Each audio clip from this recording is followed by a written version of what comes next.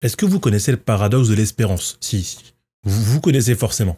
C'est une notion assez abstraite qui met l'accent sur une anticipation prudente des événements indésirables tout en exprimant le souhait de ne pas vivre ces situations. Bon, c'est peut-être encore du chinois, mais prenons un exemple parlant comme une mutuelle. Ouais, une mutuelle, jusqu'à preuve du contraire, on n'aimerait jamais. Mais alors jamais avoir à s'en servir. Et pour autant, le jour où il nous arrive une couille, eh ben on est content d'en avoir une pour prendre en charge nos frais de santé imprévus. C'est aussi le cas d'une assurance vie, d'une assurance tout risque. Forcément, on paie pour quelque chose que l'on ne va peut-être jamais utiliser. Mais le jour où quelque chose arrive, eh ben on est content de l'avoir. Ah, ça commence à être pas mal. Ouah, oh. Putain!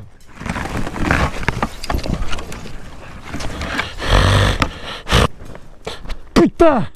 Ouh. Ah. Qu'est-ce que je me suis pris? Ah. Ah putain! Et c'est exactement ce que je pensais pour l'airbag moto. Ce que vous venez de voir, c'est une chute très nulle, mais qui aurait pu causer beaucoup de dégâts sur mon dos si je n'avais pas d'airbag. Très sceptique au départ parce que la solution coûte cher, parce que l'abonnement à la Netflix, eh ben, ça impose un paiement régulier, parce que je m'en remets à la sécurité passive d'une technologie, etc. Je me suis laissé tenter de vivre et contrer ce paradoxe de l'espérance avec InEmotion qui m'a envoyé un gilet Climb, leur petit boîtier magique rempli de capteurs et de gyroscopes, avec une seule phrase, tiens, pourvu que tu n'aies jamais à t'en servir. Et bon, pour autant, eh ben il m'a sauvé mon dos. Parce que là vous vous dites, ouais, c'est un accident un peu nul, où tu tombes comme une crotte dans un chemin de terre, oui. Sauf qu'à mon dos, quand je me relève, il y a un pavé.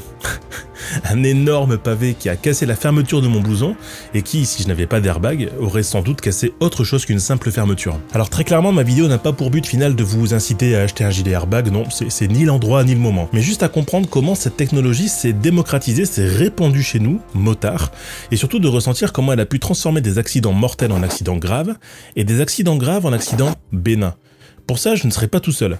4 témoignages, 4 parcours de vie, 4 accidentés et aussi 4 miraculés. Parce que eux ont sciemment acheté un gilet airbag et sont là malgré leur accident pour témoigner ce qu'ils ont vécu et de comment la technologie d'assistance au pilote leur a sauvé la vie. Ça arrive quand on s'y attend le moins. Pour moi, ça m'a sauvé la vie. Je reste persuadé que le fauteuil roulant ou plus grave m'ont été évités. Mais tu me connais, t'es dans une vidéo de Valoutre.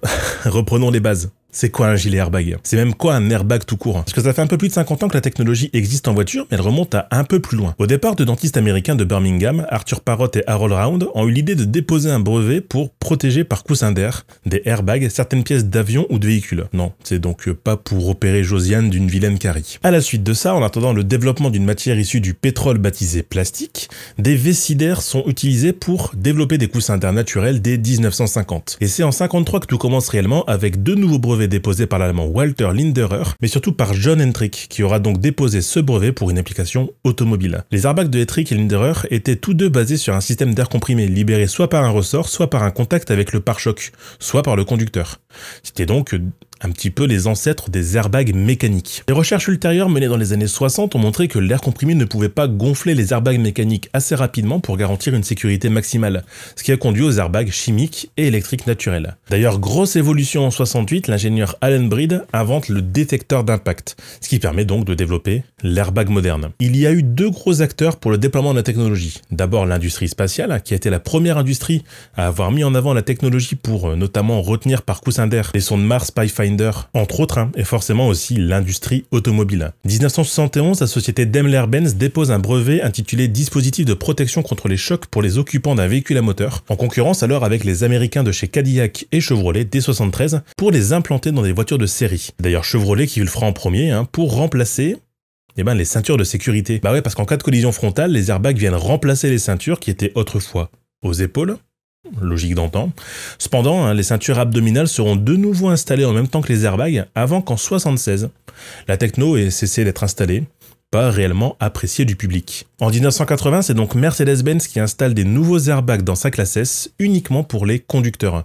Et ensuite, ça n'a jamais cessé d'évoluer jusqu'à devenir une obligation légale dans la plupart des voitures au tournant des années 2000. Et un airbag, comment ça fonctionne? En gros, pour schématiser, parce que c'est très technique, 3 parties sont nécessaires. Un générateur de gaz, un coussin d'air et un boîtier composé de capteurs qui viennent optimiser le temps de gonflage. Le boîtier et les capteurs sont en permanence actifs et dépendent d'un algorithme de collision qui vient dire si la situation nécessite un gonflement d'airbag ou non. Tout est pris en compte, le type de collision, la vitesse d'impact, la nature de l'obstacle, la surface de contact.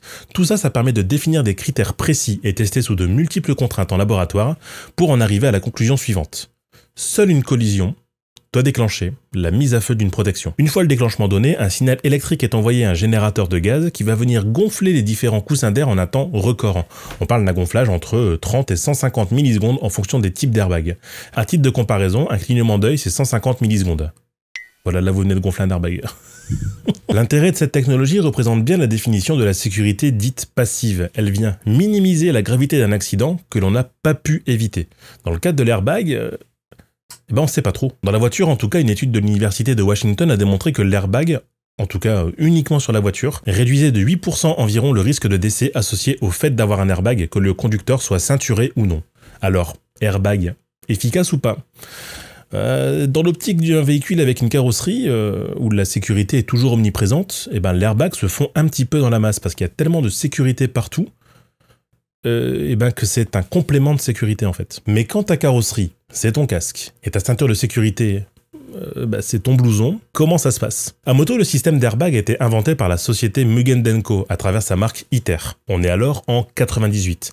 Au départ étant un gilet pour les cavaliers, il a été décliné en gilet motard. On est alors sur un système qui est 100% mécanique. Un câble vient se fixer autour d'une boucle au cadre de la moto et il est relié à un clip qui est détachable au câble du gilet airbag qui lui arrive à un percuteur. Lors d'une éjection, le câble se tend et exerce une traction qui libère le percuteur, libérant ainsi le gaz venant gonfler le gilet.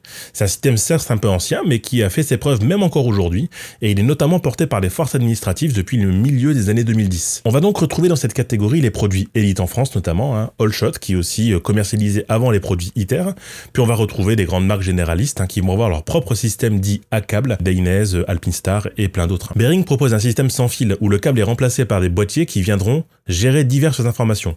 Un boîtier s'occupe de la détection de chute, un autre s'occupe de la détection des chocs, et un troisième s'occupe de faire entre guillemets la jonction entre les deux et le gilet. L'avantage de ce système, c'est que le câble n'existe plus. Parce que le câble a une contrainte, il prend certes en compte l'éjection, mais la glissade, quand le motard se retrouve sous la moto, l'airbag ne se déclenche pas. C'est alors là que Behring a eu l'idée de connecter les boîtiers directement sur le faisceau électrique de la moto, le motard n'étant plus lié à la moto et la transmission des données se faisant par onde radio. Cependant, ce système a une contrainte. C'est très complexe à mettre en place. On voit donc arriver un autre type de technologie airbag au milieu des années 2010, c'est le gilet dit connecté autonome. Toute la technologie est embarquée dans un boîtier qui est intégré dans le gilet. Au départ proposé par Alpinstars et Dainese notamment avec la fameuse Smart Jacket, les produits se démocratisent et deviennent entre guillemets la norme. Le gilet airbag moderne est né. Et il se porte d'ailleurs au-dessus du blouson. En 2014 arrive alors un nouvel acteur, et c'est cet acteur qui a participé activement à cette vidéo et que je vous dois au moins une présentation. Inemotion. Et c'est donc eux qui m'ont fourni ce gilet pour que je puisse le porter au départ en type paradoxe de l'espérance et qui s'est déclenché une fois. On n'a pas l'air comme ça, mais vous avez là devant vous une pièce folle de technologie. Inemotion au départ, c'est une idée qui est assez folle. C'est celle que les nouvelles technologies peuvent servir à sauver des vies. Ainsi, la start-up savoyarde développe une technologie capable de détecter une chute ou un accident afin d'activer un gilet airbag compatible grâce à d'importants algorithmes prédictifs embarqués. Mais toute cette technologie, évidemment, ça a un coût. Et c'est d'ailleurs le plus gros frein à l'achat des gilets airbags, le coût extrêmement élevé d'une solution de protection, au-delà d'une utilisation trop contraignante pour certains. Et c'est là qu'Inemotion veut rendre la technologie extrêmement accessible et abordable, en proposant un produit donc accessible certes, mais aussi performant et adapté à la fois aux motards et aux marques reconnues pour proposer à un plus grand nombre la garantie d'une protection accrue. L'avantage d'une telle solution, c'est que Inemotion utilise toutes les données et même les accidents reportés pour nourrir la technologie et lui faire ingérer, lui faire apprendre le pourquoi d'un déclenchement pour prévenir tout futur accident auprès de tous les utilisateurs de la solution. En l'espace de 4 ans, de 6000 chutes finement analysées et de plus de 100 millions de kilomètres, soit en gros 2/3 de la distance Terre-Soleil, c'est clairement pas rien. Les différents algorithmes prédictifs de la startup ont grandement évolué afin de lever un pilier extrêmement fort, celui de la supposée non-fiabilité d'une solution autonome. Aujourd'hui, Inemotion s'adapte à toutes les pratiques, que vous fassiez du sport, de l'enduro, de l'off-road, de la route avec les copains, tout ça dans un seul objectif, celui du 100-0. 100% des chutes couvertes, zéro déclenchement intempestif. Et de quoi se compose la solution InEmotion? D'abord, un boîtier. Voilà, ce boîtier baptisé InEnBox, composé de toute la technologie et les algorithmes de détection, qui est relié à un gilet airbag d'une marque de confiance. Donc là, moi, la marque, c'est Climb, parce que forcément, comme j'ai le physique de mes idées, il me fallait un gilet qui soit assez grand. Mais il y a aussi d'autres marques de confiance, notamment Ixon, RST, Furigan, Eld, et un service avec une application qui coordonne le tout. L'accessibilité de la solution se résume par l'InEnBox et son abonnement à 12 € par mois et de l'achat d'un gilet qui varie alors entre 400 et 550 €. Un peu plus si vous prenez une combinaison, parce qu'il y a aussi des combinaisons où tu peux mettre le boîtier directement à l'intérieur pour la piste. Ça, c'est plutôt pas mal. Avec cet abonnement, vous profitez d'un mode de détection au choix entre route, off-road et piste. Sinon, si vous le souhaitez, vous pouvez directement acheter la box pour 400 € et vous avez une utilisation garantie à vie avec toutes les mises à jour comprises de la technologie jusqu'à l'obsolescence du boîtier. Et c'est aussi l'occasion pour moi de vous présenter deux nouvelles technologies de chez InEmotion qui vont voir le jour pour 2024. Un modèle airbag baptisé Essential et un autre baptisé Performance. Essential, c'est le parfait compromis routier entre protection et confort pour tout type de conduite avec un airbag qui va à l'essentiel et va couvrir donc toutes les zones vitales, thorax, abdomen, dos et cou. Et enfin, deuxième grande innovation, c'est l'airbag Performance qui lui va s'inspirer de la compétition et va couvrir beaucoup plus aisément les chutes latérales.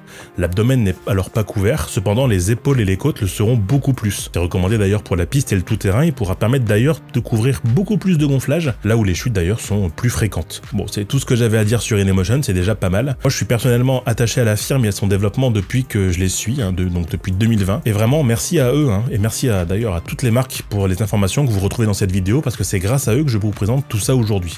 Tiens d'ailleurs, on va retourner à la vidéo. 10 acteurs de l'airbag moto en 2015, 37 en 2022. Les systèmes autonomes sont désormais majoritaires d'ailleurs, avec près de 75% des ventes en Europe. En 4 ans, 10 marques majoritaires ont proposé plus de 40 références d'airbag pour toutes les pratiques, de la moto au scooter. 700 points de vente en France proposent au moins une solution d'airbag à essayer et à acheter. Et en 2022, les 3 acteurs majoritaires d'airbag en France sont donc InEmotion, Dainese et Alpinstar. Et c'est aussi l'occasion pour moi de souligner qu'il n'y a pas que le gilet airbag, mais aussi les pantalons airbag qui viennent d'arriver sur le marché, avec la startup CX Air Dynamics, que je connais très bien puisque j'ai essayé la solution, et qui propose une solution à câble. Si certes les lésions mortelles sont situées au niveau du thorax et de l'abdomen, t'as aussi de nombreuses secondes lésions qui sont sur les jambes, sur les membres inférieurs. Et d'ailleurs, la plupart des chocs latéraux, forcément, c'est les jambes qui sont touchées. Et c'est là qu'intervient CX Air Dynamics en proposant une solution qui soit facile à porter et qui soit assez simple d'utilisation avec juste un câble à brancher. Donc tu peux avoir très bien ton gilet autonome plus un câble pour être ultra protégé. Et je trouve ça plutôt pas mal. On se rend pas compte, mais une chute, ça arrive vite, très vite. Sur la route, on chute en moyenne tous les 50 000 km. Et sur piste, c'est une chute tous les 2000. Et c'est souvent sur les mêmes zones qui prennent. En lésions mortelles, c'est la tête, le thorax, la colonne vertébrale et l'abdomen. Et aussi de nombreuses lésions non mortelles aux membres inférieurs. La vitesse d'impact d'ailleurs n'est vraiment pas grande. Comme quoi il suffit de pas aller vite pour se faire mal. 30 km/h sur route et 70 km/h sur piste. Alors oui, évidemment, une chute sur piste, ça va faire plus mal qu'une chute sur route, mais en moyenne 30 km/h sur route, ça arrive très vite, on se rend pas compte. Le risque sur route, il est beaucoup plus important par l'exposition de toutes les régions corporelles à des impacts contre d'autres véhicules ou des obstacles rigides en cas d'accident. En général, c'est pas la chute qui fait mal, c'est l'atterrissage. Un gilet airbag, ça vient répondre à une problématique. On n'a pas de carrosserie. Bon, ça on le sait. Et il faut protéger ses parties vitales. Ça on le sait aussi. C'est là que le gilet vient protéger le rachis, les vertèbres cervicales, le thorax. Alors certes, bon nombre de lésions sont en dessous du ventre, mais elles sont généralement non fatales. Là où un très mauvais coup dans le thorax, ça peut faire très mal. Il vient alors protéger le ventre et vient surtout remplacer la dorsale. C'est en fait un 2 en 1. Le gilet airbag, il reste souple et fin, mais quand il se gonfle, il devient épais et dur. Il vient aussi protéger les cervicales, car souvent en cas d'accident, le casque, avec son poids, a tendance à créer des hyperflexions de la colonne cervicale, et ça peut arriver en un fameux coup du lapin. En gros, le gilet, quand il est gonflé, il vient prémunir toutes les zones fatales et vient protéger tout ce qui ne l'était pas vraiment auparavant. Cependant, l'airbag, ça fait pas que des heureux, loin de là même. On y trouve des freins, notamment souvent de la méconnaissance ou de la réticence de la solution, mais ça vaut quand même le coup d'être creusé. Le premier contre-argument de l'airbag, évidemment, c'est son prix. C'est pas accessible. C'est vrai, c'est assez cher et pour autant, ça a baissé de plus de 50% en 7-8 ans. Là où il fallait débourser 1 200 € en 2015, on peut désormais s'équiper pour 400 balles avec un gilet plus 12 € par mois, par exemple chez Climb et InEmotion. Donc ça te fait une solution qui reviendrait à l'année à 520 € la première année. Et après, tu mets entre guillemets que 120 € par an pour avoir une solution de protection. Alors oui, évidemment, c'est pas si accessible, mais c'est aussi un contre-argument pour les porteurs d'airbag, parce que ça veut dire aujourd'hui qu'il y a des gens qui préfèrent mettre 500 500 balles dans un airbag et en être content. Et d'autres qui se disent non, clairement c'est trop cher. Et c'est en général les mêmes qui vont acheter une ligne Akrapovic à 1000 balles. Et donc les priorités, elles sont différentes pour chacun, je ne juge pas. Voilà, mais certains préféreront dépenser 1000 balles dans une ligne, d'autres préféreront dépenser 500 balles pour une seconde vie. C'est pas que moi qui le dis. Ne tombez pas dessus en commentaire. La solution InEmotion, et d'ailleurs les solutions autonomes airbag, ne se nourrissent pas uniquement que du retour des motards silencieux, mais aussi des motards de compétition. Le Dakar et le MotoGP ont rendu obligatoire l'airbag, donc c'est que ça a forcément des vertus, et ils sont de très bonnes bases de données pour permettre de comprendre les lésions subies par les pilotes avant et après l'obligation du port de l'airbag. Et les chiffres sont là, hein. On compte 67% de fractures de la clavicule en moins et 50% de lésions thoraciques en moins. Le gilet airbag cependant ne permet aucunement de rouler plus vite ou d'enfreindre les règles. Parce que même avec un gilet airbag, en cas de choc, les lésions ne sont pas externes, mais internes. Oui, parce que là, justement, voilà, je coupe le script. La problématique qu'on a avec l'airbag aujourd'hui, c'est que certains pensent que, justement, rouler avec un airbag, c'est confier sa vie et sa santé auprès d'une technologie qu'on a sur soi, donc, et qui nous permettrait d'enfreindre les règles, de rouler plus vite, de ne pas prendre conscience des dangers, etc., etc. Parce que forcément, on se dit, bon, on est protégé, donc on va plus vite. Non, non, non, non, non, non, non. Tous les gens que j'ai rencontrés qui ont acheté un airbag l'ont fait sciemment. Ils l'ont pas fait pour dire, ah bah, je vais pouvoir aller plus vite, je vais pouvoir me défouler. J'ai juste pouvoir me sentir en sécurité. Que tu te prennes un choc frontal à 50 sans airbag et avec airbag, t'auras quand même mal. Théoriquement, le corps humain, lui, il n'est pas conçu pour résister à des vitesses au-delà de 50 km/h, là où on situe en général le seuil de mortalité en cas de choc sans protection. Si vous percutez un mur qui vient vous stopper à cette vitesse, même avec un gilet, en général, votre cerveau y prend. Voilà. Et pas qu'un peu. Également, la technologie, même si elle continue d'évoluer, peut aussi avoir un déclenchement dit intempestif.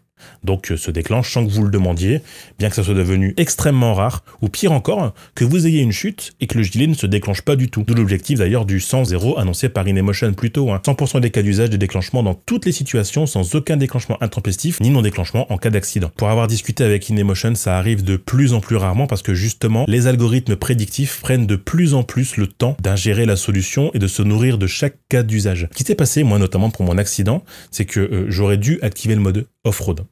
Sauf que j'ai activé le mode route. J'étais pas en mode off-road quand l'accident s'est passé. Et pour autant, l'airbag s'est quand même déclenché en mode road sur une piste. Et après, on retrouve aussi d'autres contraintes à même d'utilisateurs d'airbag qui ont arrêté d'utiliser la technologie à certains moments de l'année, quand il fait un petit peu chaud et que l'airbag nous colle un peu trop à la peau, notamment dans les régions du sud, ou au contraire même ne plus convenir à notre équipement ou à notre mobilité. Et c'est là qu'entrent en scène mes témoignages. Salut, écoute, moi c'est Noémie, je suis une Normande expatriée à Nice au soleil. Je roule en 600 GSXR que j'emprunte un peu beaucoup à mon chéri. Moi, je m'appelle Vincent, j'ai 33 ans. J'ai le permis moto depuis 2014. Lors de mon accident, je roulais en BMW R1250 GS Adventure. Kevin, baroudeur dans l'âme, quasiment 70 000 km parcourus. 3 motos, 2 accidents, dont un avec l'airbag, qui clairement m'a, je le dis, enfin je peux le dire d'entrée de jeu là, qui m'a clairement sauvé ma colonne vertébrale. La moto, j'en fais depuis que je suis jeune. J'ai jamais fait de compétition étant jeune. Quand j'ai eu mes 18 ans révolus, j'ai passé le permis moto et j'ai voulu essayer la piste sur circuit, etc. Parce que j'ai jamais été trop casse-cou, on va dire, sur la route. Je vous ai demandé à vous les gonzes si vous aviez eu une expérience avec l'airbag, si vous l'aviez sur vous et si oui, qu'est-ce qu'il vous procure. Parce qu'on entend véritablement tout et son contraire sur la technologie, et vous avez été nombreux, très très nombreux, merci d'ailleurs, à me parler de la technologie airbag, filaire ou non, de toutes les marques, de tous les usages, et j'ai voulu vous faire parler d'ailleurs de votre expérience. J'ai donc convié 4 motards et motardes à discuter de leur vision de l'airbag, et ils ont tous le même profil. Ils sont tous équipés, et ont tous subi un accident, plus ou moins grave, avec plus ou moins de séquelles. Je fais partie des personnes qui se sont réveillées un matin à 20 ans et qui ont vu sur les réseaux sociaux le matin qu'on avait un ami qui était parti. Ça te fait réfléchir un peu, tu te dis ok, wow. J'ai pas de voiture, donc je fais tout à moto toute l'année. C'est à la suite de mon premier accident où j'ai commencé à m'intéresser à ces technologies-là. Okay. Parce que le premier accident m'a quand même fait mettre 3 mois en fauteuil roulant. La moto, elle occupe quand même pas mal de week-ends, mine de rien. Pas mal de week-ends, pas mal de budget. C'est des roulages loisirs, que du track day. J'ai fait cette année 2 courses de côte. Ça reste du plaisir, du loisir sur circuit où on peut faire de la moto, rouler comme on veut sans être dans l'illégalité. On va dire que moi j'ai une utilisation quotidienne de la moto, c'est-à-dire que je suis à peu près tous les jours à moto. Je crois que ça fait 3 ans que je l'ai à peu près. Ah oui, donc Cet airbag. gros. Donc moi, je roule jamais sans airbag. Comme je disais, le hasard a bien fait les choses parce que j'ai renouvelé l'abonnement annuel 3 jours avant. C'est l'accident d'une collègue qui est survenu peut-être 2-3 mois après, qui elle s'est fait percuter. C'est l'Alpe Aventure Festival 2021 où j'ai découvert le stand InMotion. Je suis allé sur place, j'ai discuté avec l'équipe que j'ai adoré, puis bah je suis reparti avec un gilet, un abonnement, et puis on se quitte plus depuis. D'accord. On entendait déjà beaucoup parler de l'airbag, mais finalement, ouais, les gars en RT qui ont des airbags, c'est les gendarmes, les forces de l'ordre, mais pas nous, pas aussi jeunes, tu vois. Puis t'as toujours un stand de sécurité routière qui te fait, voilà, la morale. Oui, bon, ok, mais non. Et puis finalement, en fait, si. Je l'ai depuis la première fois où j'ai fait de la piste. En fait, moi, si tu veux, j'ai eu de la chance parce que moi j'habite à Annecy, donc je suis juste à côté de chez InMotion. Mais ils sont là pour en parler parce que l'airbag a rempli sa mission. Transformer un accident mortel en accident grave ou un accident grave en accident bénin. Moi, mon accident, il a eu lieu donc avec l'AGS. Elle a enregistré les données. J'étais en Ardèche, route limitée à 80. J'ai eu mon accident à 65. Clairement, j'étais en train de regarder les paysages. Je me baladais vraiment tranquille. Dans une ligne droite qui tournait légèrement à droite, il y avait des gravillons dans l'ombre que je n'ai pas vu. Et en fait, la moto a décroché immédiatement des 2 roues. Je me suis rendu compte que je tombais. J'étais déjà sous la moto en train de glisser. Donc j'ai glissé sur environ 30-40 mètres sur ces gravillons parce que ça faisait un petit peu comme des billes. Du coin de l'œil, j'ai vu la moto qui faisait des tonneaux dans le champ. Moi, j'ai glissé sur 30 à 40 mètres avant de me prendre le seul arbre qu'il y avait. Concrètement, il y a un paysan qui m'a entendu tomber, donc il est venu me secourir. Et donc moi, je me suis relevé. On a ouvert mon blouson parce que l'airbag avait déclenché. Avec le système Liberty Rider et le SOS qui est sur la BM, les pompiers ont été prévenus. Donc ils ont mis beaucoup de temps à arriver. En gros, c'était sur circuit, au circuit du Bourbonnais. Et en fait, c'était donc dans une session de track day, un week-end normal, tout ce plus simple. Au Bourbonnais, en fait, t'as un virage, c'est une parabolique, ça a un creux et ça remonte ensuite. Et le gars devant moi, donc qui était, je pense, je sais pas, 50 mètres devant, pète le moteur en fait dans le creux. C'était un 2 temps. Et il casse le moteur dedans. Et en fait, si tu veux, ça fait vraiment le creux, donc t'as aucune visibilité. Et c'est quand j'ai relevé la tête, là, c'est l'endroit où tu remets du gaz pour réaccélérer. Il y avait une trace d'huile au milieu. Et moi, je suis passé directement dessus. Et là, t'as peut-être un dixième de seconde où tu te rends compte, en fait, que t'es en train de glisser. Et au moment où là, ça glisse, après, tu fais pas grand-chose. Voilà, la moto, moi, je me rappelle juste qu'elle s'est mise à l'équerre. Dans ma tête, je me suis dit, merde, là, je fais quoi? Et en fait, juste le temps où tu dis là, je fais quoi? En fait, t'as déjà les pieds qui sont levés dès qu'il y a le pied, t'as les fesses qui se décollent. Et là, après, je suis monté donc en l'air. J'ai fait un salto en avant. Et puis, après, l'airbag s'est déclenché. Et j'ai atterri, en fait, la tête la première avec l'épaule droite qui est venue taper le sol comme ça. Et puis, après, rouler bouler au sol, etc. J'ai pris, en fait, c'est le moment où l'airbag a déclenché. Le moment où la cartouche a explosé. C'est que ça a été déclenché avec une force de 19 G. Donc en fait, c'est la raquette que ça a pris, hein. Ça m'a catapulté à 19 G. En gros, ils m'ont sorti les données pour savoir ce qui s'était passé et si ça avait été si violent que ça, quoi. Okay. Apparemment, c'est pas trop mal. On rentre d'une balade de 300 km dans un grand rond-point à 2 km de chez moi, où je passe matin, midi, soir depuis 20 ans. Une voiture un peu trop pressée de rentrer chez elle à 7h30. J'étais dans le rond-point. Et puis en fait, elle pensait, je pense que ça allait le faire, mais ça l'a pas fait. T'as le cerveau qui réfléchit, mais un quart de seconde, c'est qu'est-ce que je fais? Je tape la voiture, mais je suis en tort. Qu'est-ce que je fais? Enfin, tu sais, tu réfléchis, mais pas vraiment. J'ai pilé, ça a pas tapé fort. La voiture, elle avait rien. À savoir juste que mon réservoir, je l'ai enfoncé avec mon entrejambe. Je pense que si j'avais été un garçon, c'était pas un... Donc en fait, j'ai tapé la voiture, tout le côté, enfin l'avant de la voiture. J'ai roulé par-dessus le capot et j'ai fini dans la voiture de l'autre côté, donc sur la deuxième voie. Ça tape. J'ai pas perdu connaissance ni rien, moi, mais tu te relèves et t'as une sensation tellement oppressante que c'est assez horrible. T'as l'adrénaline, t'as le choc. Donc je me suis relevée parce que j'étais entière, tout va bien, mais c'est une sensation vraiment très désagréable. Et après, juste tu ouvres tout, tu respires et ça va. J'étais parti rejoindre des copains pour un week-end en Auvergne. J'arrive dans un grand virage. D'accord. qui est limité à 50 pour les poids lourds.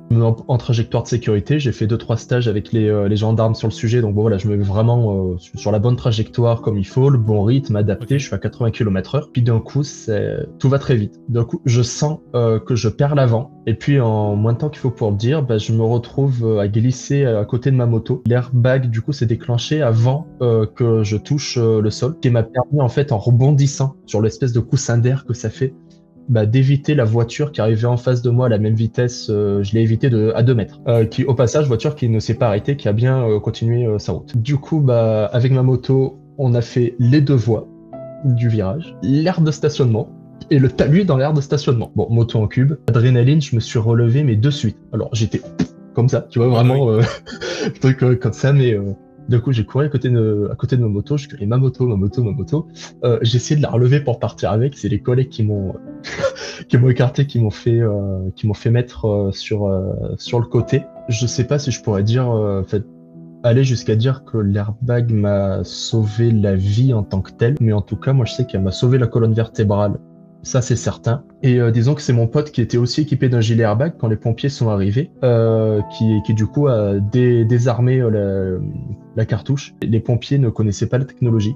Donc eux au départ ils voulaient y aller avec le ciseau. Je leur ai dit non, pas le ciseau. Et au final, je m'en suis sorti avec une petite cicatrice au coude, rien d'autre. Alors, je te le dis, j'ai eu la bonne étoile avec moi. J'ai eu de la convalescence, j'ai eu une luxation de l'épaule, donc j'ai été opéré 3 ou 4 jours après l'accident, 3 jours. Ouais, 3 jours après l'accident, j'ai été opéré, 6 semaines de rééducation. Donc j'ai eu une fracture du scaphoïde droit, une grosse fracture de la clavicule au niveau de la jonction clavicule-épaule. En fait, la fracture, elle se situe à la limite de l'airbag. Et les pompiers m'ont clairement dit... en fait, ils comprenaient pas en fait comment j'ai pu ne pas être blessé dans le dos parce que concrètement mon dos n'avait rien, même pas un hématome, rien. Je reste persuadé que le fauteuil roulant ou plus grave m'ont été évités clairement grâce à l'airbag. Je m'en sors miraculeusement très vite grâce à l'airbag, c'est ce que de toute façon les pompiers ont dit, tout le monde a dit. Juste une entorse des cervicales, mal à l'abdomen, aux côtes beaucoup, la jambe, des bleus un peu partout, mais juste entorse cervicale, je sais plus lesquelles. La cinétique, on n'a jamais su réellement l'évaluer, mais 20 km/h, 15. J'ai mis beaucoup de temps déjà à récupérer ma moto, puisque il y avait quand même le réservoir à changer, le compteur à changer. Il y en a eu pour 2 500 € de réparation. Et puis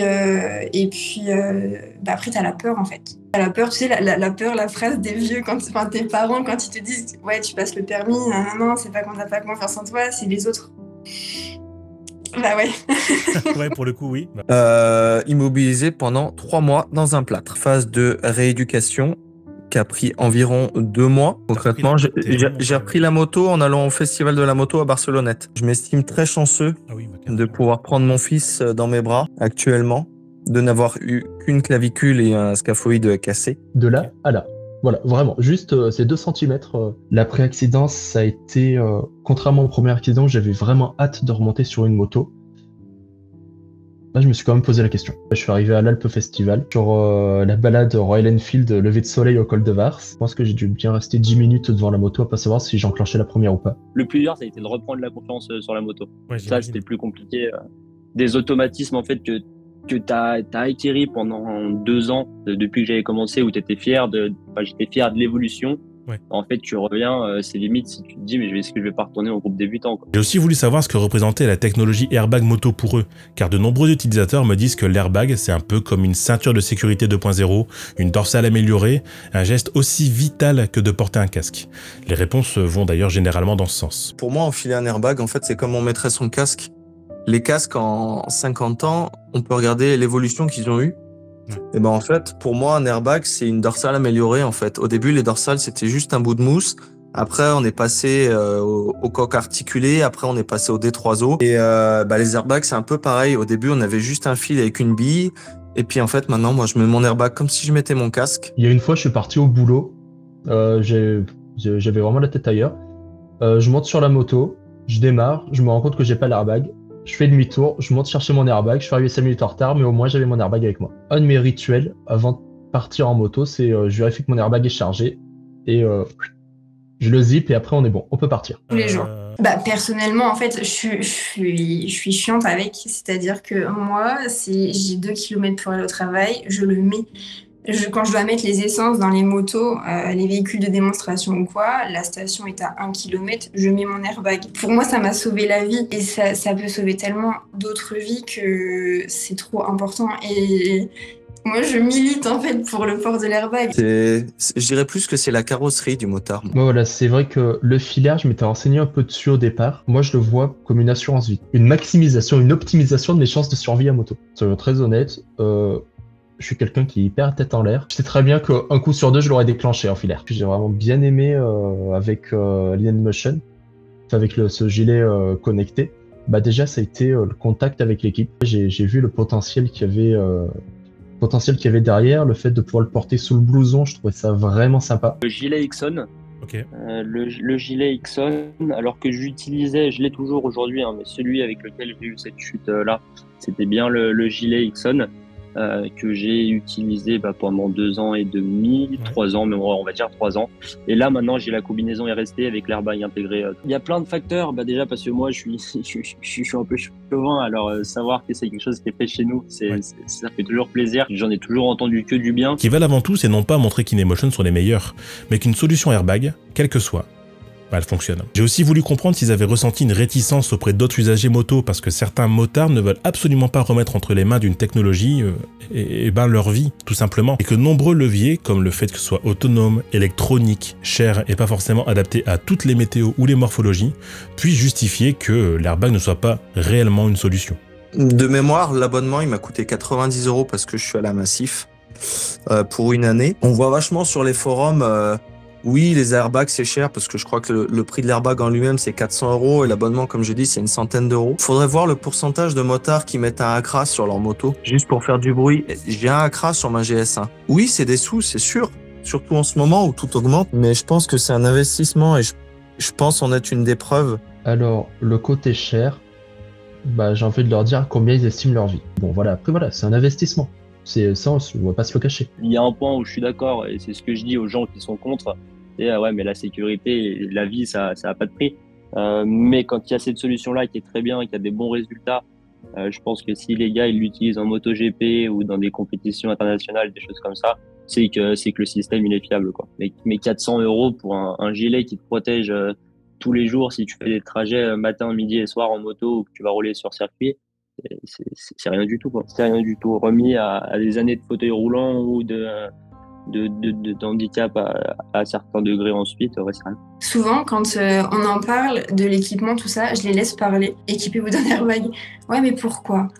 Bah pourquoi pas ? C'est ça la question, c'est pourquoi pas ? Ouais, mais ça coûte cher. Non, ça coûte pas cher. Ta vie, elle a un prix ou pas ? Bah non. Tu le mets, tu appuies sur ton bouton, tu roules, tu pries pour ne jamais l'utiliser. Et si tu l'utilises, tu seras très content que tu l'aies sur le dos, en fait. Et parce que si tu passes de mort à handicapé et de handicapé à juste avec des petites séquelles et de petites séquelles à rien du tout parce que tu avais ton airbag, et ta moto, elle a rien parce que maintenant, les cadres, les fourches, les technologies font que, ta moto, peut-être que l'ABS t'aura sauvé. Mais si tu avais une moto sans ABS, peut-être que c'est ton airbag qui t'a sauvé la vie, tu vois, si ça a tapé. C'est là le au cas où. Et le au cas où, il n'arrive pas qu'aux autres. D'accord. Pour avoir roulé sous des chaleurs, mais de fou furieux, en plein été, à Alès, où vraiment tu te demandes mais comment tu peux rouler sous une chaleur pareille. L'airbag, je l'ai jamais senti comme un effet chaud sous la combi. Je suis descendu sur la Côte d'Azur, tout ça où il fait très très chaud. Et même quand il fait chaud, on le met. C'est un peu pénible. Mais concrètement, moi je regrette pas d'avoir souscrit l'abonnement 3 jours avant mon accident, d'avoir enfilé cet airbag 1 heure avant en fait un accident qui aurait pu me coûter la vie ou j'aurais pu me traîner toute la vie en chaise roulante. Oui, passé 25 à 28 degrés, l'airbag me tient chaud. Je prends un t-shirt de rechange, je prends du vêtement du maillot jersey technique, des choses comme ça pour mettre dessous l'airbag. Non, stop, on arrête. Faites ce que vous voulez de votre corps. Dans le sud, en fait, tu les comprends, les gens qui roulent en t-shirt. Je le conçois pas, mais je le comprends. On habite à Nice maintenant, tu peux te permettre de rouler en t-shirt parce que t'as trop chaud, bah tu le portes pas parce que t'as 2 km pour aller au boulot, parce qu'il vient t'arriver. Bah si, parce que moi j'ai fait 300 km dans la même journée et qu'à 2 km de chez moi j'ai eu mon accident. Ça tient pas plus chaud qu'une veste, tu mets ton airbag, ça t'enlève, t'as pas ta dorsale, tu mets ta veste par-dessus, t'as pas plus chaud que... Non. En fait, t'as cette sensation de chaleur parce que tu l'as et que c'est proche de toi. Donc si tu sues un peu du dos, mais parce qu'il est proche de toi. Mais c'est pas une question de chaleur à proprement parler. On peut faire confiance, mais ça n'empêche pas de faire attention. Par d'un principe, j'enfile mon gilet airbag, mais c'est pas pour autant que je vais me prendre pour Marquez. Comme on disait tout à l'heure, c'est une carrosserie. Alors oui, c'est de la technologie. Grâce à la technologie, l'être humain, il est passé de mourir à 35 ans. Maintenant, on peut aller jusqu'à 90-100 ans, en fait, avec les progrès de la science et de la techno. Les mecs qui disent, oui, la technologie, blablabla, je suis un motard à l'ancienne, ces mecs-là, ils vont quand même dans les hôpitaux quand ils sont malades. Le danger sur la route, il vient pas que du motard qui est derrière le guidon. C'est pas parce que l'airbag, parce que le pilote, il a une technologie qui le protège, qu'il va devenir plus fou, plus inconscient sur la route. Ça, c'est un mythe. T'en vois souvent quand même, bien trop souvent d'ailleurs, des commentaires sur des posts sur Facebook où le gars dit un airbag ça sert à rien, moi je suis tombé tel week-end à tel circuit et j'ai eu 3 côtes cassées, si j'avais pas eu l'airbag elles auraient pas été cassées, etc. Peut-être si dans ce cas-là toi tu crois que tes côtes ont été cassées par l'airbag, si tu l'avais pas eu ça aurait pu être tes cervicales, ça aurait pu être des vertèbres. J'ai eu cette discussion avec un client qui avait une 60aine d'années, un peu plus, fraîchement retraité. Parce qu'il me voit partir avec l'airbag, le cuir, tout ça, et il me dit mais pourquoi tu t'équipes autant, il fait chaud. Oui, et il me dit ouais mais moi il y a 60 ans, il y a 40 ans je roulais en pâte au gaz avec mon petit short et j'y allais et voilà. Oui, et faut vivre avec son temps. Maintenant on a des choses qui nous permettent d'être en sécurité. Profites-en, achète, mets-les et protège-toi. Et c'est pas une fois qu'il sera trop tard et qu'il sera dire si j'avais su. Non. Équipe-toi.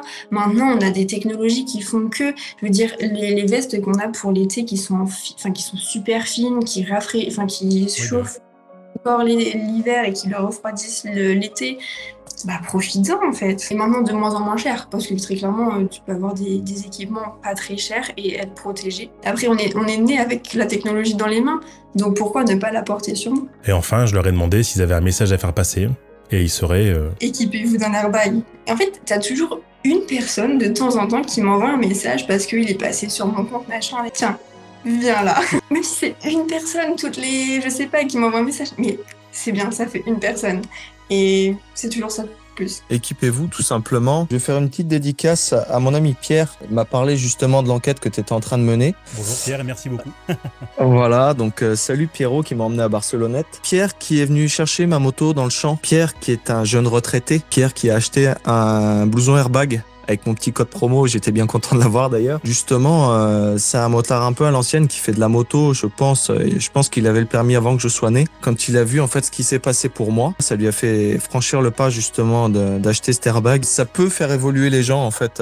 Ce genre d'accident, ce genre de carton, quand on y est confronté, se relever en fait tout simplement. C'est ça, exactement. Beaucoup de monde se met à la moto pour éprouver un sentiment, une sensation de liberté. Et que du coup, l'airbag aujourd'hui, il te permet de décupler cette sensation de liberté, car au lieu de le voir comme un carcan sur lequel que tu portes sur toi, vois-le comme vraiment ta carapace et une protection supplémentaire qui va te permettre de profiter encore plus, puisque voilà, tu sais que tu as toute une équipe derrière toi et que avec l'airbag tu rouleras jamais seul. C'est vraiment sympa. L'année dernière j'avais témoigné lors de l'Alpapéro de Dine Motion. Du coup voilà, cette année pareil, là avec toi j'ai l'occasion d'en partager un peu ça, donc c'est vraiment cool. Acheter un airbag, foncez, et puis de toute façon même si ça vous coûte 400 €, vous le déclenchez jamais, tant mieux quoi, j'ai envie de vous dire,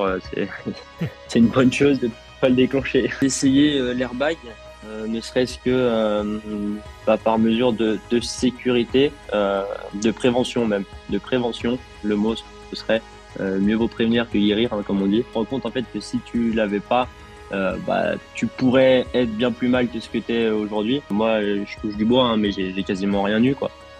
Et je pense que c'est en grande partie grâce à l'airbag aux autres équipements que j'avais aussi, le casque qui était très bien, mais ouais, je pense que si j'avais pas eu l'airbag, à mon avis, je serais pas là aujourd'hui à faire encore de la moto et tout ce que je veux, quoi. Voilà. Au travers d'une vidéo que j'ai voulu assez complète mais aussi assez exhaustive, au travers de mon usage mais aussi de celui de plus de 150 gonzes de ma communauté, je tenais absolument à vous inviter à vous pencher sur les solutions d'airbag moto. Quelle que soit d'ailleurs la marque, quelle que soit la firme, la techno, la mécanique ou l'électronique, la solution, elle est entre vos mains. De plus en plus d'acheteurs et d'assureurs aident à l'acquisition d'un airbag. La Massif, la Mutuelle des motards prennent en charge une partie du système airbag et l'airbag est même désormais au classement SRA, au même titre que les antivols. Le gilet airbag, c'est le fruit de plus de 25 ans de développement poussé au profit du motard et de sa santé et de sa sécurité. La question qu'on se pose souvent, c'est combien ça vaut une vie? Est-ce qu'on serait prêt à mettre 1000 € pour sécuriser sa vie et avoir donc une seconde chance quand on a un accident? Je pose la question. Personnellement, je ne sors jamais plus sans mon airbag à moto, allumé et apposé quelle que soit la météo. Parce que c'est facile, c'est confortable, c'est performant et c'est accessible. Je ne planche pas pour une obligation de l'airbag, parce que ce serait imposer une technologie, mais je planche surtout pour que vous puissiez la découvrir, l'appréhender, la tester, pourquoi pas. Moi, si je me suis intéressé à la solution et si je me suis converti, c'est parce que des proches ont eu des accidents, parce que des motards que je connais ont perdu la vie, parce que je tiens à revoir mon petit garçon tous les soirs après une grosse, très grosse journée moto. Alors t'auras toujours ceux qui diront « Ouais, t'as qu'à rouler mieux, si tu roulais en sécurité, il y aurait pas de problème, machin. » Oui, ok. D'accord. Mais pour autant, des fois, le risque, c'est pas le motard. Mais la voiture en face, le mec au téléphone, celui qui grille le feu, la prio, le piéton qui regarde pas, le vélo qui déboule, la route un peu grasse. Toutes ces situations, c'est « je ne vous avais pas vu », c'est l'arme au téléphone, ça arrive trop souvent. L'airbag n'est pas la solution miracle, mais c'est une option qui nous permet peut-être d'avoir une seconde chance. Alors oui, comme dit au départ, le paradoxe de l'espérance nous dit d'acquérir une technologie de sécurité passive pour ne jamais avoir à l'utiliser. Pour autant, quand la mort nous regarde en face, on a peut-être d'ailleurs le pouvoir maintenant de lui dire « pas maintenant ». J'ai encore le temps. Équipez-vous. Merci aux gonzes, merci aux témoins, merci à Inemotion, merci à tous. C'était Valoutre. Ciao!